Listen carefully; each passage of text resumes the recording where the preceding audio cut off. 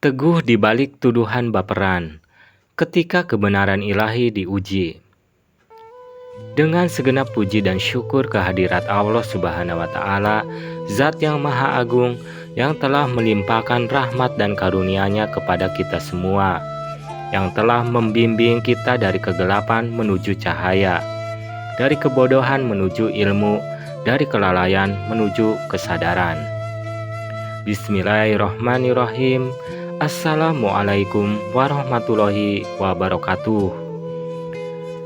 Puji syukur Alhamdulillah kita panjatkan kehadirat Allah Subhanahu wa Ta'ala, Zat yang Maha mengetahui segala isi hati dan niat yang tersembunyi, yang telah menganugerahkan kepada kita kesempatan untuk merenungi hakikat tugas suci dalam hidup ini. Sholawat dan salam yang terindah semoga senantiasa tercurah kepada junjungan kita Nabi besar Muhammad Sallallahu Alaihi Wasallam, sang kekasih Allah, teladan sempurna dalam kesabaran dan keteguhan iman, yang ajarannya adalah sumber kekuatan kita di tengah badai penolakan. Pada kesempatan yang penuh berkah dan kesyahduan ini, marilah kita teguhkan kembali hati kita, menyatukan seluruh pemahaman kita, mulai dari panggilan hati, sandaran dalil-dalil agung, hingga kisah-kisah penuh hikmah dari para nabi, menjadi satu untayan narasi spiritual panjang, sebuah pembelaan bagi jiwa yang dituduh baperan padahal sedang menyuarakan kebenaran ilahi yang mendalam. Sesungguhnya, saudara-saudaraku yang dirahmati Allah, sungguh menjadi sebuah ironi dan kepedihan batin ketika niat suci kita untuk berbagi setitik cahaya kebenaran, seuntai ayat, atau bahkan sepenggal nasihat kehidupan yang syarat pelajaran, justru dibenturkan dengan penilaian yang dangkal, dicibir dan diremehkan sebagai luapan emosi atau sikap yang baperan atau bawa perasaan.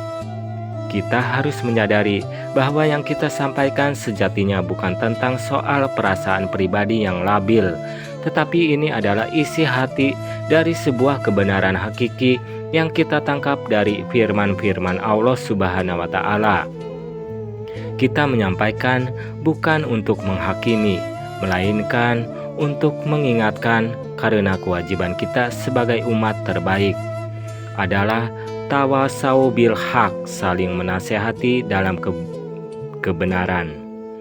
Sebuah amanah agung sebagaimana firman Allah dalam surat Ali Imran ayat 110 yang berlaku untuk kita semua tanpa peduli seberapa besar dosa kita di masa lalu atau seberapa rendah kedudukan kita di mata manusia. Karena sungguh jika yang menyampaikan kebenaran itu adalah seorang pendosa sekalipun, apakah kita berhak menolak satu ayat petunjuk hanya karena gengsi jabatan atau ketinggian ilmu? Disinilah kita harus memasang fondasi kesadaran. Menolak kebenaran semata-mata karena kita meremehkan pembawanya atau karena kita merasa lebih tinggi adalah manifestasi nyata dari sifat kesombongan yang dilarang keras, yang definisinya telah ditegaskan oleh Rasulullah Shallallahu Alaihi Wasallam dalam hadis riwayat Muslim, yaitu menolak kebenaran dan meremehkan manusia.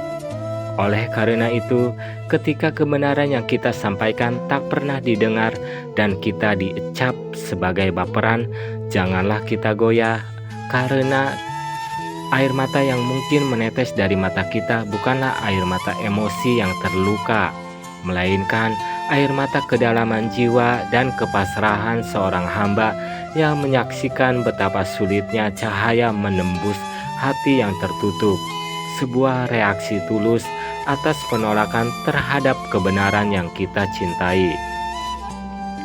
Maka, untuk menguatkan kepasrahan dan keteguhan hati ini, kita wajib mengambil pelajaran dari kisah para pembawa risalah yang paling mulia, karena mereka adalah teladan sejati di tengah ujian penolakan. Lihatlah Nabi Nuh alaihissalam yang berjuang hampir 1000 tahun hanya untuk dicibir saat membuat bahtera. Quran Surat Hud ayat 38 mengajarkan kita tentang ketekunan abadi di tengah olok-olok. Saksikanlah Nabi Musa alaihissalam yang diperintahkan untuk menggunakan kata-kata yang lembut, bahkan saat menghadapi tirani Fir'aun. Quran Surat Toha ayat 44 mengajarkan kita bahwa kelembutan adalah senjata spiritual utama, bukan ledakan emosi. Dan yang paling agung, renungkanlah Nabi Muhammad SAW di Taif yang dilempari batu hingga terluka, namun menolak pembalasan, dan justru berdoa memohon agar keturunan mereka beriman, menunjukkan bahwa kesedihan beliau adalah rahmat dan harapan akan hidayah, bukan rasa sakit karena pribadi yang terluka. Teladan ini membulatkan tekad kita bahwa penolakan adalah sunatullah dalam dakwah, dan tugas kita hanyalah menunaikan kewajiban tawasau bil haq wa tawasau bil sabr.